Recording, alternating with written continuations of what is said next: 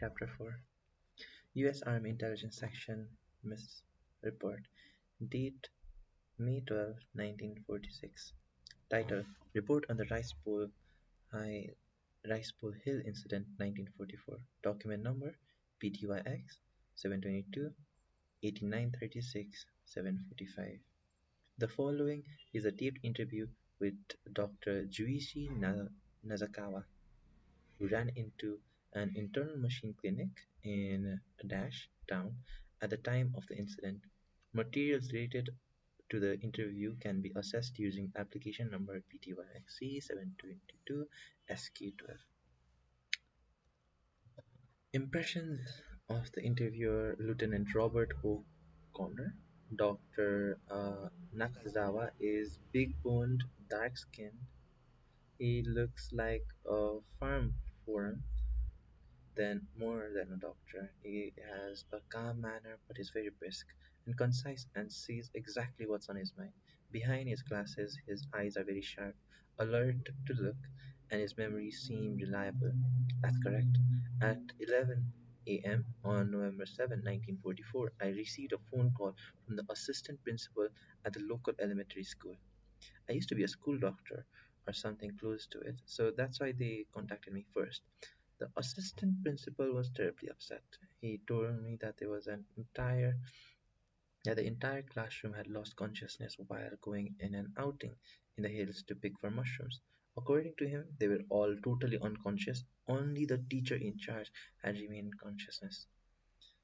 Then she ran back to the school to ask for help. She was flustered. I couldn't grasp the whole situation, though one fact did come through loud and clear. 16 children had collapsed in the woods. The kids were out picking mushrooms, so of course my first thought was that they'd eaten something poisonous and had been paralyzed. If that were the case, it'd be difficult to treat. Different varieties of mushrooms have different toxicity levels, and treatments vary. The most we can do is at the moment just pump it out of the stomachs in case it's like a very high toxic variety. The, the poison might enter the bloodstream quickly and we might be too late. Around here, several people a year die from poisonous mushrooms. I stuffed some emergency medicine in my backpack and rode my bike over to the school as fast as I could. The police had been contacted and two policemen were already there. We knew we had to get the unconscious kids back to the town and we need all of their help. Most of the young men were away at war, though, so we set off with the best we had myself, two policemen, an elderly male teacher, assistant principal, the principal, and the school janitor. And of course, the homeroom teacher who had been with the kids. We grabbed whichever bicycle we could find, but there weren't enough, so some of us rode two on one bikes. What time did you arrive at the site? It was about 11:55, I remember, since I had to glance at my watch when we got there. We rode our bicycles to the bottom of the hill as far as we could, then climbed the rest of the way on foot. By the time I arrived, several children had partially regained their consciousness, three or four of them, as I recall, but they weren't fully conscious, sort of dizzy on all fours. The rest of the children were still collapsed. After a while, some of them began to come around, their bodies undulating like so many big worms. It was a very strange sight.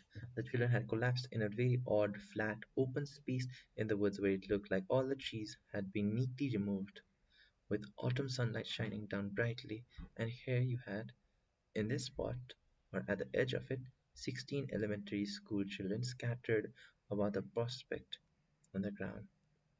Some of them starting to move, some of them completely still. The whole thing reminded me of some weird avant garde play. For a moment, I forgot that I was supposed to treat the children and not just stand there, frozen, staring at the scenery. Not just myself, everyone in the rescue team reacted the same way, paralyzed for a while by what they saw. This might be strange way of putting it, perhaps, but it was like some mistake had occurred that allowed us to see a sight people could never see. It was wartime, and I was always mentally prepared as a physician to deal with whatever came in like the remote possibility that something awful would occur way out here in the country, perhaps prepared as a citizen of Japan to calmly do my duty if the need arose. But when I saw the scenery in the woods, I literally froze. I soon snapped out of it and picked up one of the children, a little girl. Her body had no strength in it at all and was as limp as a rag doll. Her breathing was steady, but she was still unconscious. Her eyes, though, were open, tracking something back and forth. I pulled a small flashlight out of my backpack and shined it to her pupil, completely unreactive. Her eyes were functioning, watching something, yet showed no response to light. I picked up several other children and examined them, and they were all exactly the same, unresponsive, and it felt very odd. I next checked their pulse and temperature. Their pulses were between 50 to 55, and all of them at temperature just below 97 degrees, somewhere around 96 or whereabouts, as I recall. That's correct. For children of that age, the pulse rate is well below normal. The body temperature is 1 degree below average. I smelled their breath, and nothing out of it felt like not ordinary. Likewise, their throats, their tongues. I immediately ascertained that they weren't the symptoms of food poisoning. Nobody had vomited or suffered diarrhea, and none of them seemed to be in any pain. If the children had eaten something bad, you could expect, with some time having elapsed, the onset of at least one of these symptoms. I heaved a sigh of relief that it wasn't food poisoning, but then I was stumped, since I hadn't a clue with what's wrong with them. The symptoms were so similar to sunstroke.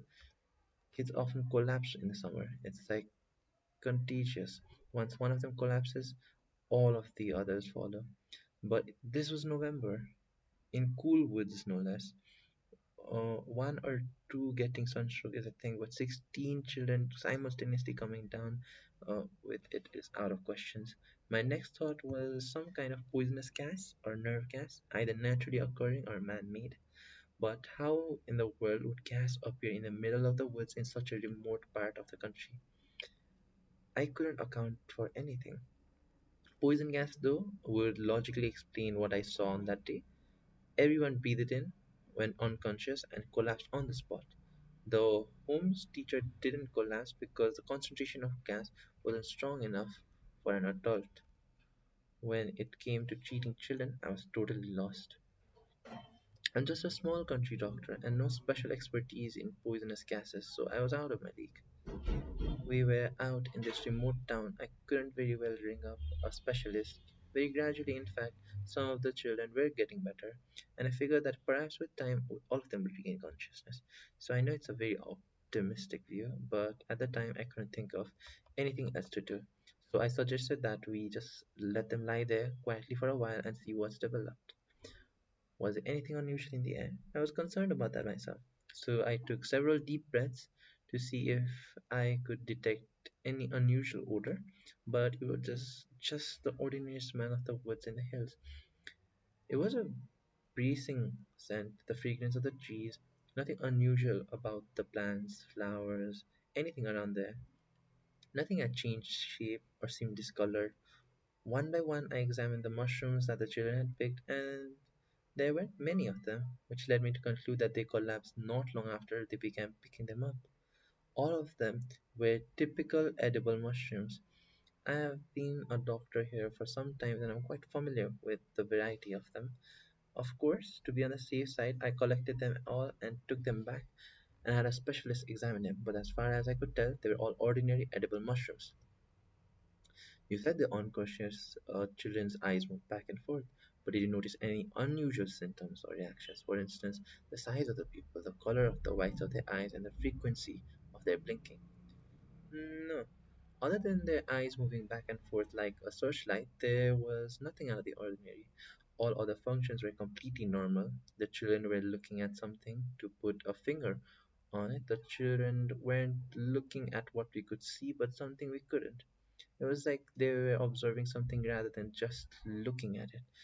It was essentially expressionless, but overall they seemed calm, not afraid or in any pain. That is one of the reasons I decided to just let them lie there and see how things played out.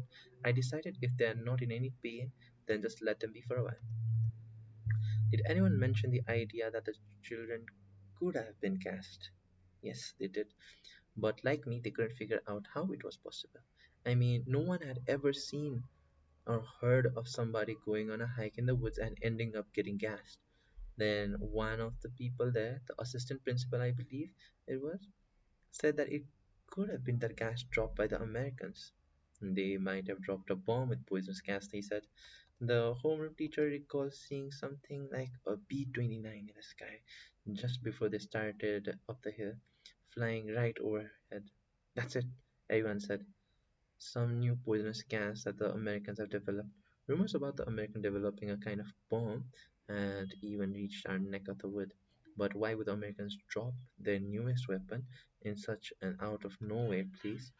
That we couldn't imagine. But mistakes are a part of life, and some things we are meant to not understand, I think. After this, then, the children gradually recovered on their own.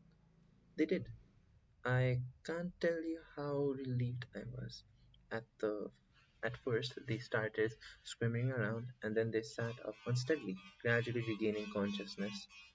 No one complained of any pain during this process. It was all very quiet, like they were waking up from a deep sleep, and as if they regained consciousness, their eye movement became normal again.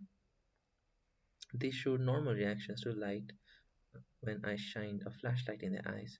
It took some time though for them to be able to speak again, just like you are when you first wake up.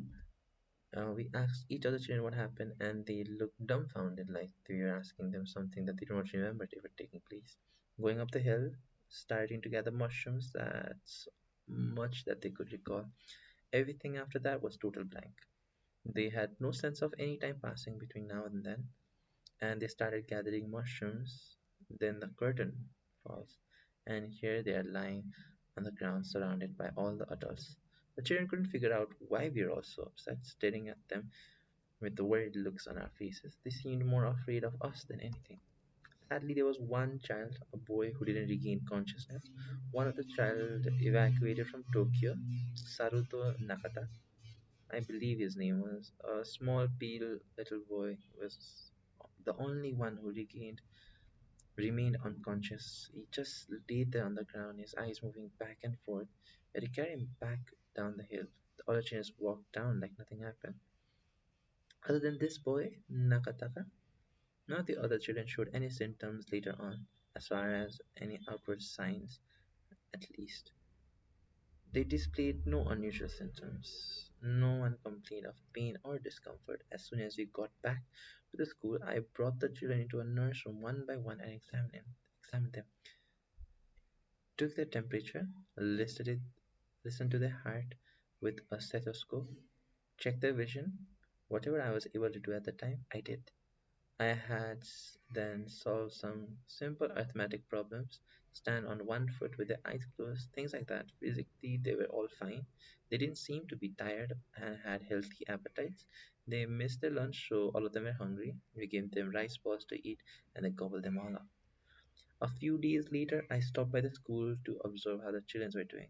I called a few of them near the nurse office and questioned them. Again, though, everything seemed fine. No traces remained physically or emotionally from the strange experience. They couldn't even remember that it had happened. Their lives were completely back to normal, unaffected by the incident. They attended class as usual, sang songs, played outside during recess, everything normal kids did. Their homeroom teacher, however, was a different story.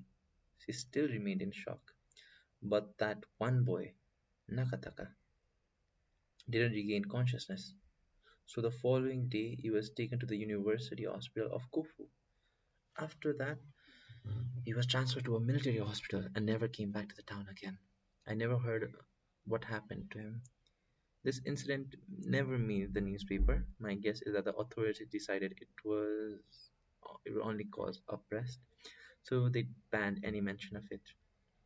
You have to remember that during the war, the military tried to squeal whatever they saw as groundless rumors. The war wasn't going well, with the military retreating on the south front, suicide attacks one after the other, air raids on the cities getting worse all the times. The military was especially afraid of any anti-war or pacifistic sentiment cropping up among its populace. A few days after the incident, police came calling and warned us that under no circumstances were we to talk about what we had seen.